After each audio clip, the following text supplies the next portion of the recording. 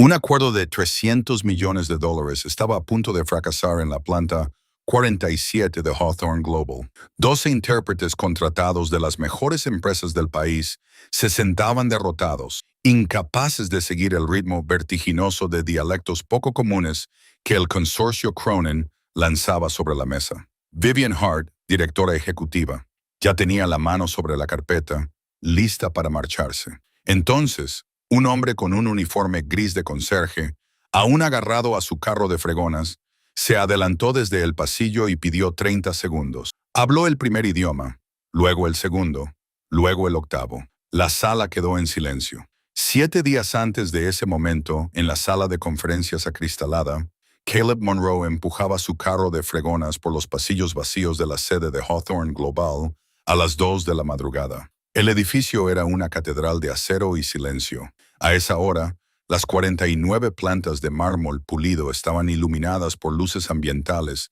con temporizadores automáticos, y se oía el leve zumbido de las salas de servidores enterradas en algún lugar profundo de las paredes.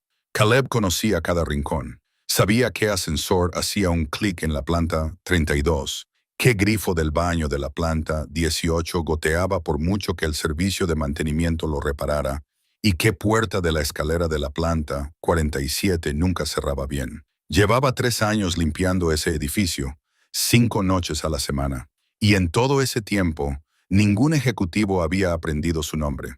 Eso era a propósito. Caleb vivía una vida basada en la invisibilidad. Tenía 33 años, era delgado y callado, con el tipo de rostro que la gente miraba sin ver.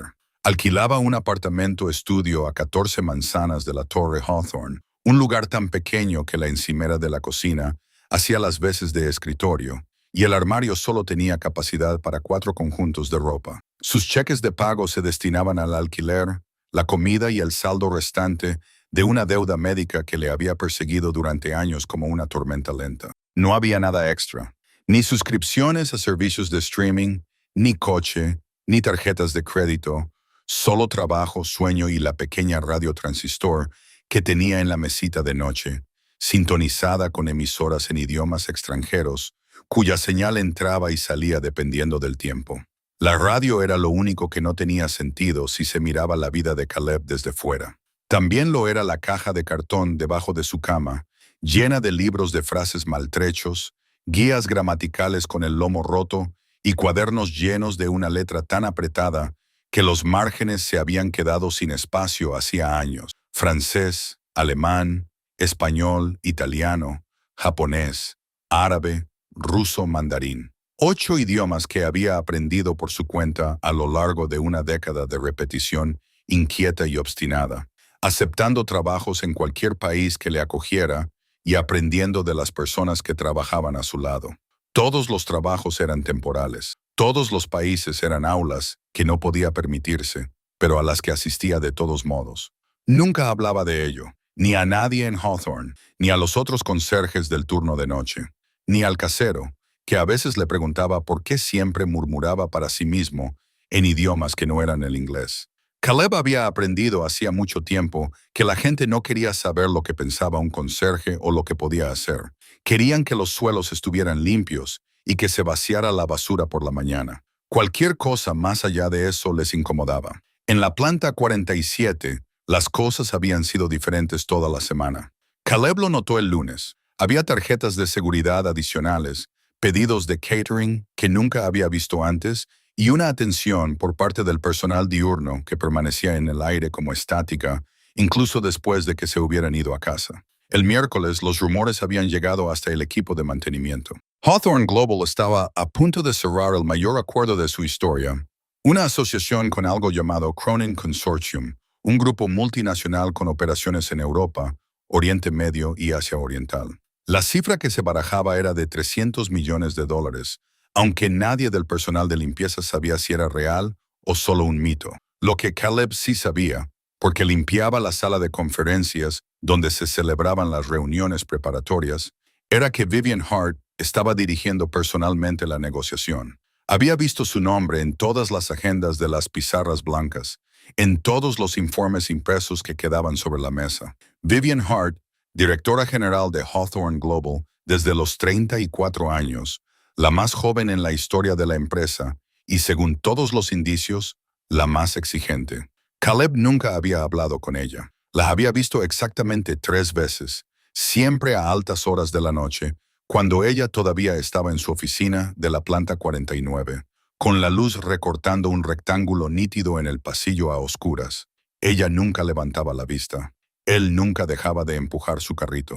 El consorcio Cronin, por lo que Caleb pudo deducir a partir de los documentos informativos desechados, tenía una reputación que les precedía como una advertencia. Eran conocidos en todo el mundo empresarial por sus tácticas de negociación poco convencionales, no porque fueran deshonestos, sino porque creían que cualquier empresa con la que valiera la pena asociarse debía ser capaz de manejar una presión que iba más allá de las hojas de cálculo y las proyecciones. Su filosofía era simple y despiadada. Si no podías adaptarte a lo inesperado, no tenías por qué firmar un contrato que abarcara varios continentes.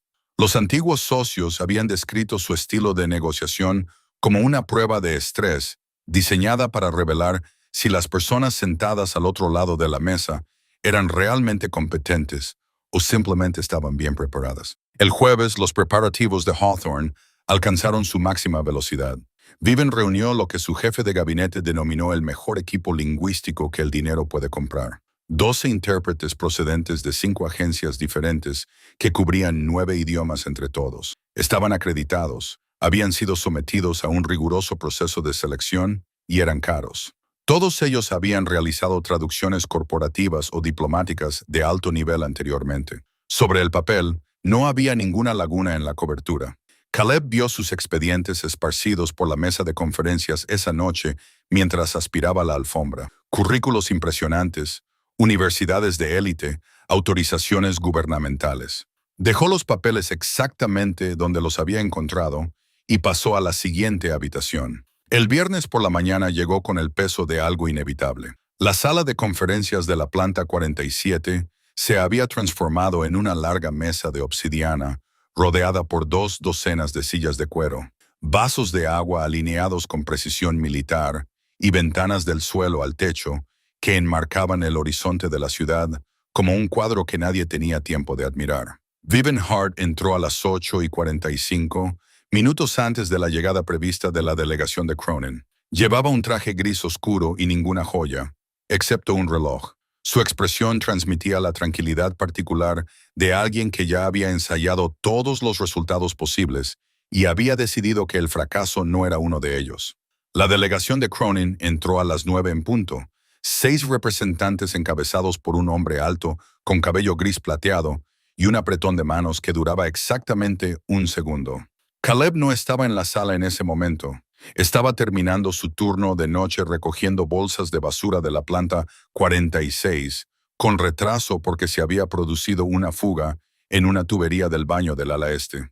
Su turno debía terminar a las 7:00, pero la fuga le había costado 90 minutos y ahora empujaba su carrito por el pasillo de la planta 47, justo cuando la reunión comenzaba a puerta cerrada. Debería haber seguido caminando. Ese era el protocolo. El personal de mantenimiento nocturno no podía acceder a las plantas ejecutivas durante el horario laboral sin autorización previa. Caleb conocía la norma, nunca la había infringido, pero la puerta de la escalera de la planta 47, que nunca cerraba bien, estaba abierta, y la entrada secundaria de la sala de conferencias, normalmente cerrada, había quedado entreabierta por un asistente del catering que había entregado el café 10 minutos antes y se había olvidado de cerrarla. A través de ese estrecho hueco, el sonido se transmitía con claridad. Al principio, solo era ruido de fondo, saludos formales, el roce de las sillas. Entonces Caleb oyó el cambio. El representante principal de Cronin empezó a hablar en francés a mitad de una frase, y luego, sin previo aviso, cambió a un dialecto regional alemán que Caleb reconoció al instante como suavo. Uno de los 12 intérpretes intentó seguirle, tropezó con una conjugación verbal y pidió al orador que repitiera. El representante de Cronin sonrió y cambió a un español castellano rápido. No era el español de los libros de texto, sino la versión idiomática y concisa que se habla en el norte de España, cargada de jerga que la mayoría de los traductores formados en las aulas pasarían por alto por completo. Caleb dejó de empujar su carrito. Se quedó en el pasillo, con una mano en el mango de la fregona, y escuchó. A través del hueco de la puerta, podía ver al intérprete intentando traducir, perdiendo el hilo y cediendo el turno a otro. El equipo de Cronin seguía cambiando del italiano con inflexiones milanesas al japonés formal y luego a un pasaje en árabe que mezclaba el estándar moderno con expresiones coloquiales egipcias. No era aleatorio. Caleb podía oír el patrón. Cada cambio estaba calculado para exponer la brecha entre la fluidez de los libros de texto y la comprensión real. Y enterradas en las rápidas transiciones, tan suavemente integradas que un oyente distraído las pasaría por alto por completo, había frases legales específicas, terminología contractual y cláusulas de responsabilidad disfrazadas de cortesías. Caleb sintió que se le oprimía el pecho. Reconoció lo que estaba pasando porque había vivido dentro de esos idiomas, no los había estudiado desde la distancia. El equipo de Cronin no solo estaba poniendo a prueba a los intérpretes de Hawthorne, estaban insertando lenguaje condicional en lo que parecían frases de negociación casuales que, si se traducían de forma imprecisa o incorrecta, encerrarían a Hawthorne en términos mucho menos favorables que los que aparecían en el contrato escrito. Ninguno de los dos intérpretes captó los significados ocultos. Caleb los oyó traducir cumplidos superficiales mientras las verdaderas implicaciones pasaban desapercibidas.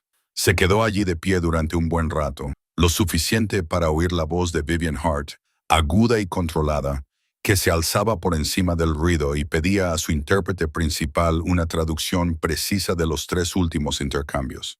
El intérprete dudó y luego ofreció una versión que era técnicamente precisa en la superficie, pero que omitía todas las implicaciones ocultas. Vivian la aceptó. No tenía motivos para no hacerlo. Confiaba en los expertos que había contratado. Caleb bajó la mirada hacia su carro de fregonas. Miró el uniforme gris que llevaba desde hacía 3 años, manchado en los puños por la lejía y el limpiador de suelos. Pensó en el alquiler que debía pagar en 9 días. Pensó en la deuda médica que aún aparecía en todos los extractos. Pensó en lo que le pasaría a un conserje que entrara en una negociación de $300 millones y le dijera a una sala llena de ejecutivos que todo su equipo de traductores estaba equivocado.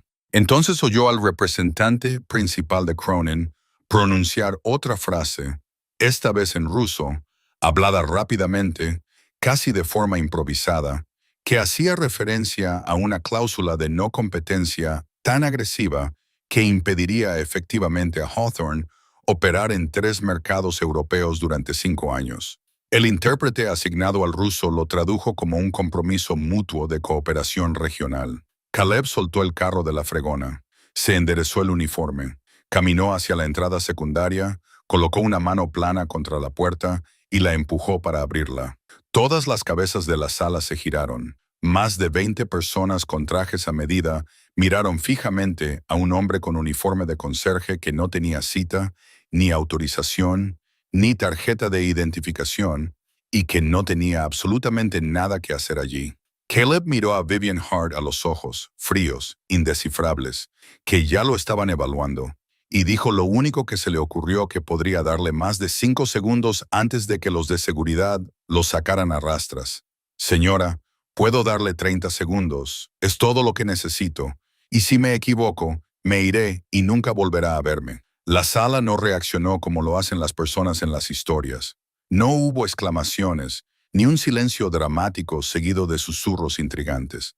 Lo que ocurrió fue más sencillo y brutal. Vivian Hart miró a Caleb Monroe como se mira una grieta en el parabrisas. Una interrupción que hay que solucionar antes de que se extienda.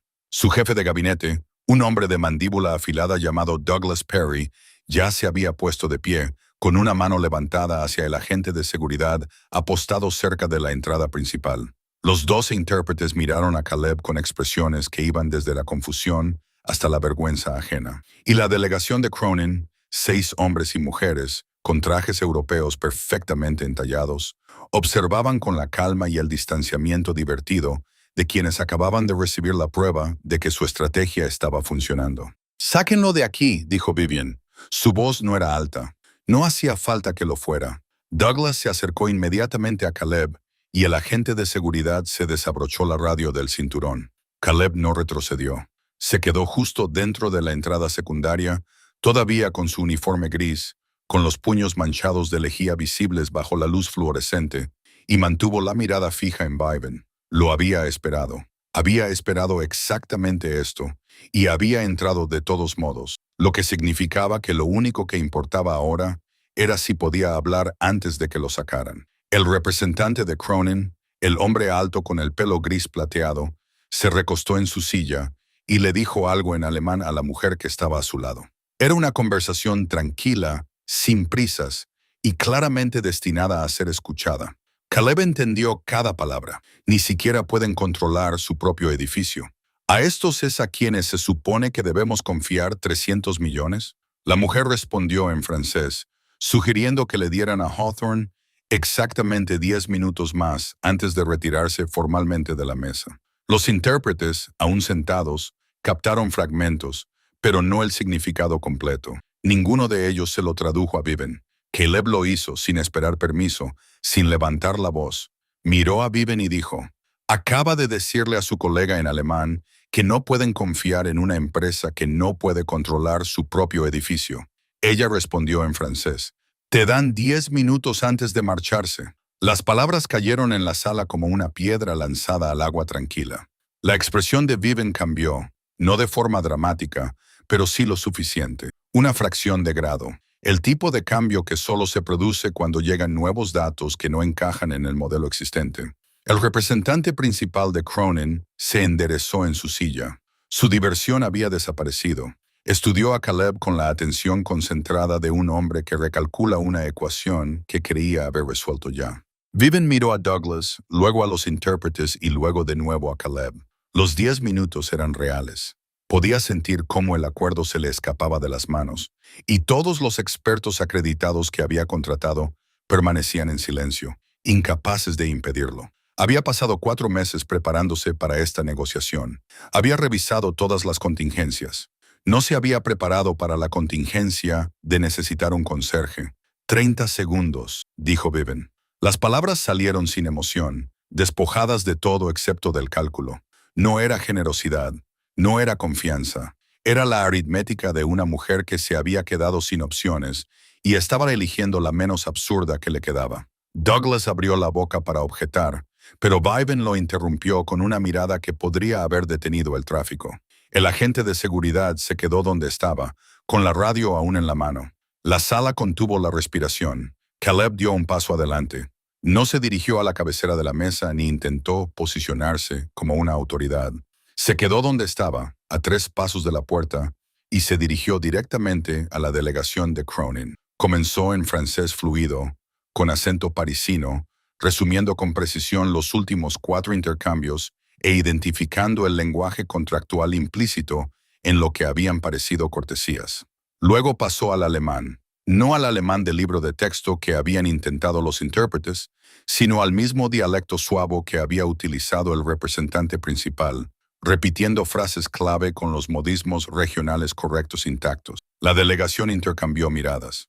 Caleb continuó, con una rápida inflexión castellana del norte, que dejaba al descubierto un cambio de responsabilidad disfrazado de lenguaje de programación, italiano con la nitidez milanesa que había utilizado la delegación para corregir una cláusula de penalización suavizada. El registro formal japonés aclaró una restricción sobre las operaciones en el Pacífico que se había perdido en la traducción. El árabe, alternando entre el estándar moderno y el coloquial egipcio, desentrañó un pasaje que ninguno de los 12 intérpretes había siquiera intentado. El ruso, directo y sin adornos, dejó al descubierto la cláusula de no competencia oculta tras la cooperación regional. Y por último, el mandarín, mesurado y con un tono exacto, deconstruyó un cumplido para revelar la estructura de sanciones que se escondía tras él. Tardó más de 30 segundos.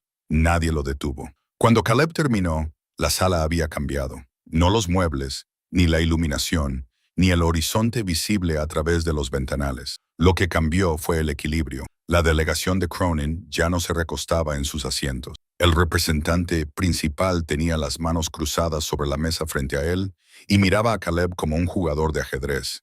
Mira el tablero después de que su oponente hace un movimiento que se suponía imposible. Los 12 intérpretes permanecían inmóviles, algunos de ellos mirando sus propias notas, como si buscaran dónde se habían equivocado. Vivian Hart se situó a la cabecera de la mesa con los brazos cruzados y por primera vez en la negociación, era ella quien parecía tener el control. Se volvió hacia la representante principal de Cronin y habló en inglés, con calma y precisión. Creo que deberíamos revisar las últimas 6 cláusulas con total transparencia por ambas partes, a menos que su equipo tenga alguna objeción a proceder en lenguaje sencillo. La representante principal mantuvo su mirada durante un largo momento y luego asintió de inmediato. La negociación se reanudó, pero la dinámica se había invertido.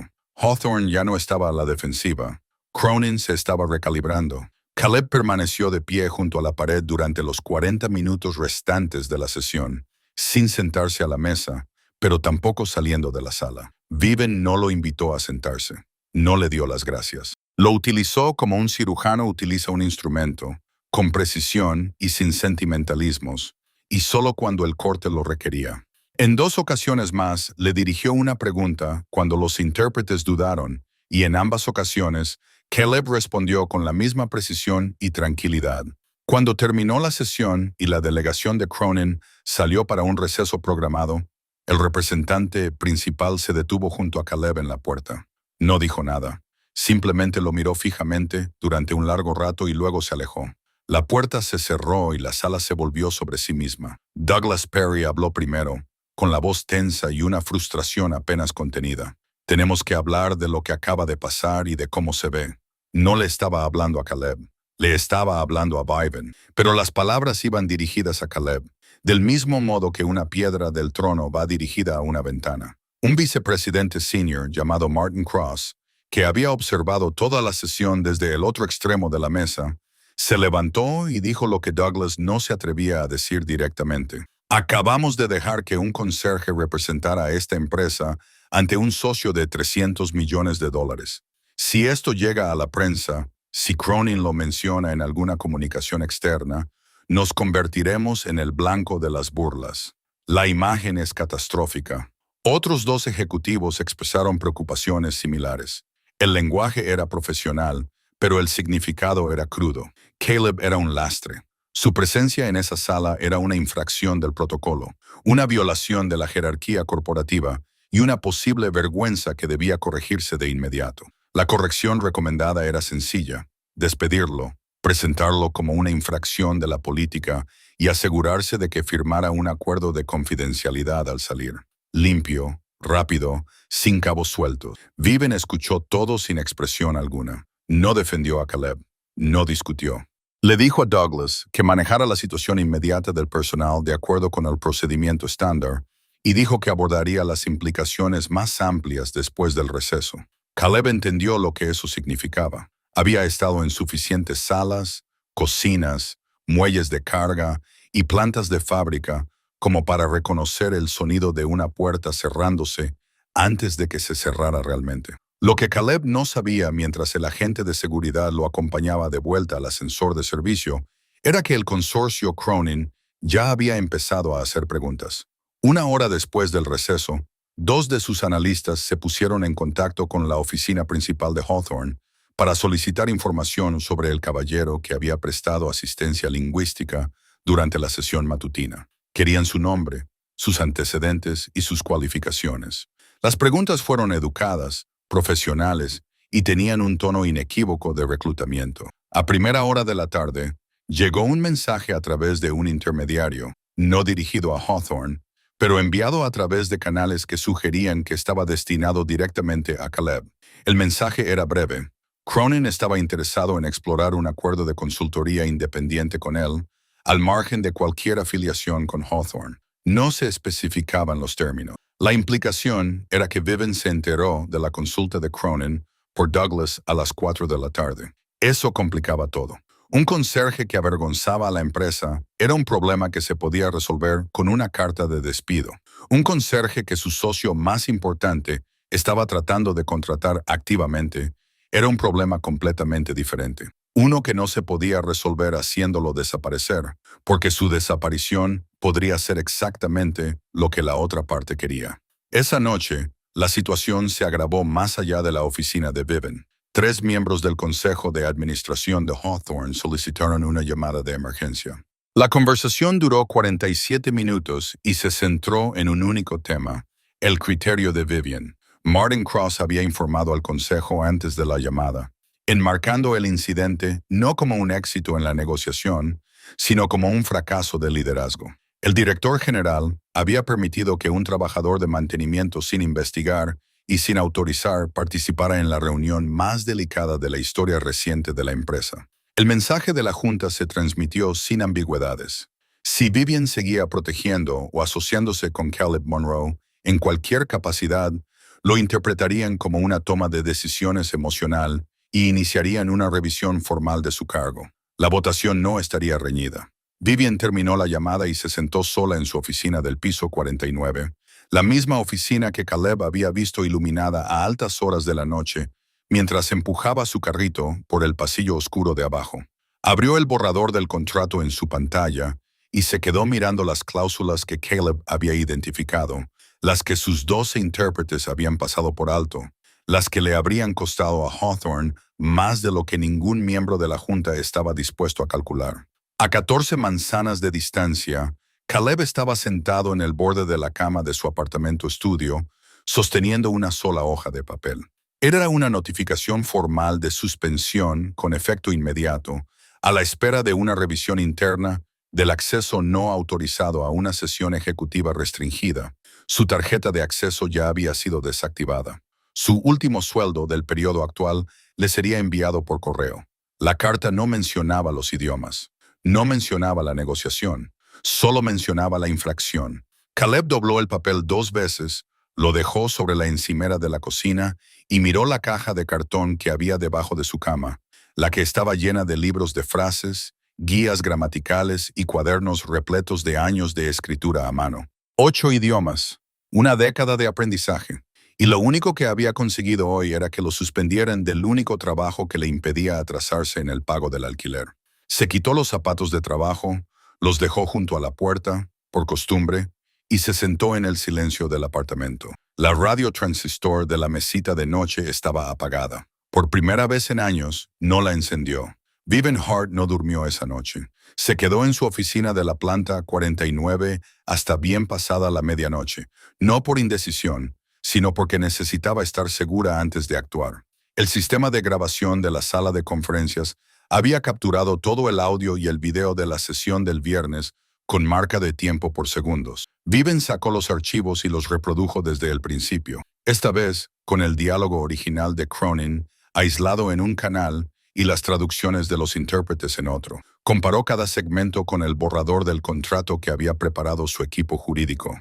Al tercer repaso, el panorama era innegable. Caleb no solo había traducido mejor que los intérpretes contratados, había identificado un patrón de términos encubiertos que, en conjunto, habrían convertido la asociación en una erosión sistemática de la influencia internacional de Hawthorne. Vivian calculó la exposición financiera prevista para cada cláusula que él había señalado.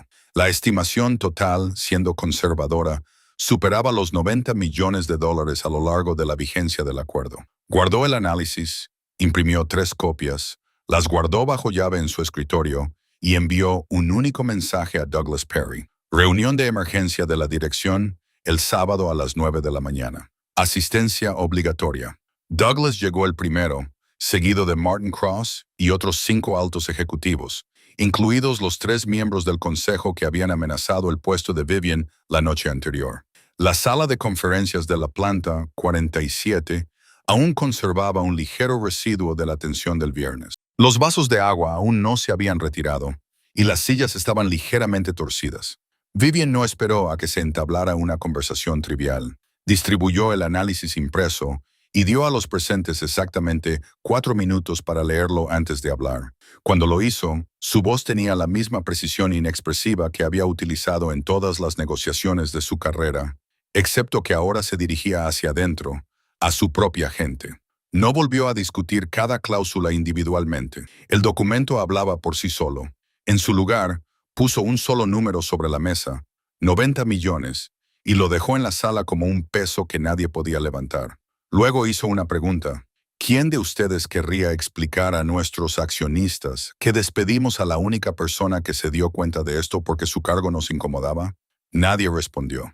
Martin Cross, que 24 horas antes había calificado la presencia de Caleb como catastrófica, miró fijamente el análisis con la expresión de un hombre que se da cuenta de que casi se precipita por un acantilado en la oscuridad.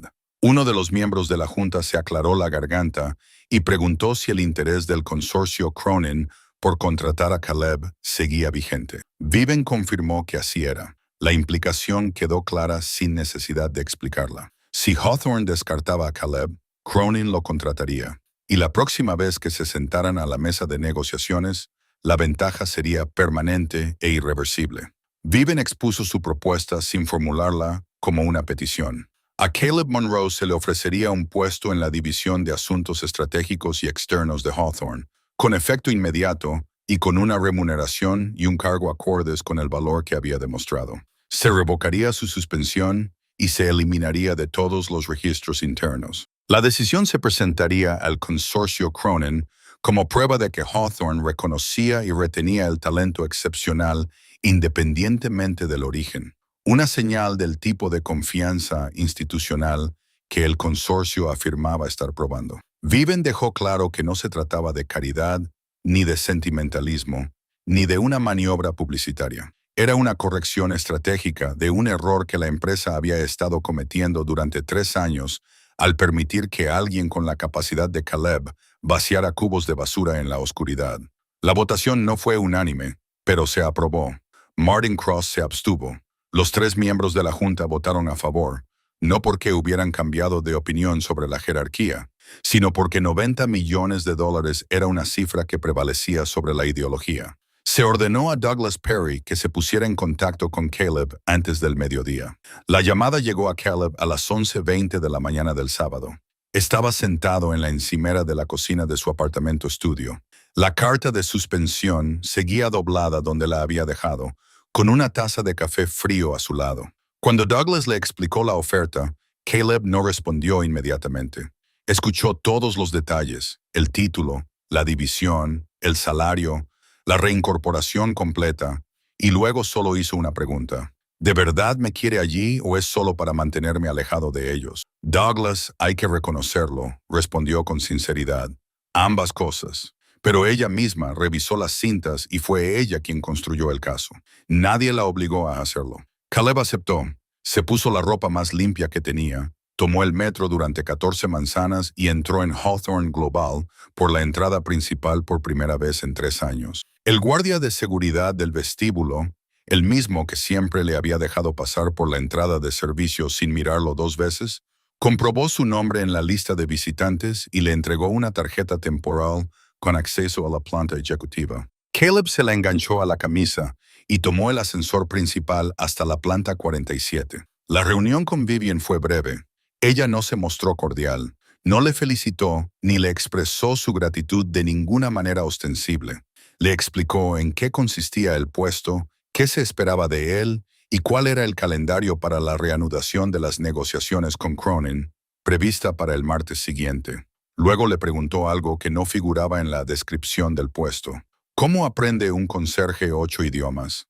Caleb le dijo la verdad, sin adornarla. Había pasado sus 20 años viajando de un país a otro, aceptando cualquier trabajo que encontraba. Trabajó en la construcción en Montreal, donde los capataces le dejaban dormir en el cobertizo de suministros y le enseñaban francés mientras tomaban café por la mañana. Fregando platos en Berlín, donde el personal de cocina compartía sus comidas durante los turnos divididos, y Caleb absorbía alemán entre el ruido de los platos.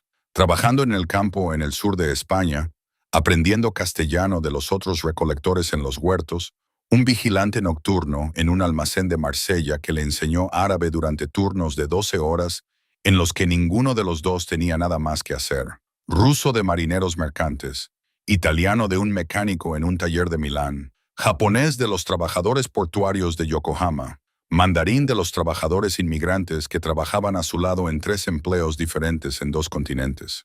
Complementaba todo con libros de segunda mano, guías gramaticales de los contenedores de descartes de la biblioteca y cualquier señal de radio que pudiera captar con equipos baratos. No era talento, no era genialidad. Era el resultado sencillo y poco glamuroso de negarse a dejar de aprender, incluso cuando nadie lo veía y a nadie le importaba. Viven escuchó sin interrumpir. Cuando terminó, asintió una vez y dijo, «El martes, ven aquí a las 8». La negociación del currículum del martes fue diferente. Caleb se sentó a la mesa esta vez, no a la cabecera, ni junto a Viven, sino en la mesa, con un traje azul marino que aún tenía la etiqueta del precio arrugada en la manga. Entró la delegación de Cronin y el representante principal, un hombre alto con el pelo gris plateado, vio a Caleb sentado entre el equipo de Hawthorne. No sonrió, pero algo en su expresión cambió. Tal vez el reconocimiento de que la empresa, al otro lado de la mesa, había superado una prueba que él no esperaba que superara. La negociación se llevó a cabo en un lenguaje sencillo. Las cláusulas ocultas se renegociaron abiertamente. El acuerdo final que se firmó esa tarde era más justo que cualquier propuesta inicial de cualquiera de las partes. En las semanas siguientes, Viven puso en marcha una iniciativa interna que denominó Talentos sin Etiquetas, un programa diseñado para identificar capacidades ignoradas dentro de la plantilla actual de Hawthorne, desde la sala de correo hasta el mantenimiento. No era una campaña para sentirse bien. Estaba estructurada, basada en métricas y vinculada a las evaluaciones de rendimiento de los departamentos. La primera auditoría descubrió a un guardia de seguridad con experiencia en análisis de datos, un recepcionista nocturno que había programado software en una carrera anterior y un gerente de cafetería que tenía un título caducado en logística de la cadena de suministro. Viven no dio a conocer el programa externamente. Simplemente lo incorporó al funcionamiento de la empresa y siguió adelante. Caleb conservó su apartamento estudio, mantuvo la radio transistor en su mesilla de noche, mantuvo la caja de cartón con los libros de frases debajo de la cama, aunque ya no necesitaba ocultar lo que representaban. En su primera noche en el nuevo puesto, después de que todos los demás se hubieran marchado de la planta 47, se quedó hasta tarde en su escritorio. Abrió un cuaderno gastado por una página nueva y comenzó a estudiar su noveno idioma. Nadie le pidió que lo hiciera.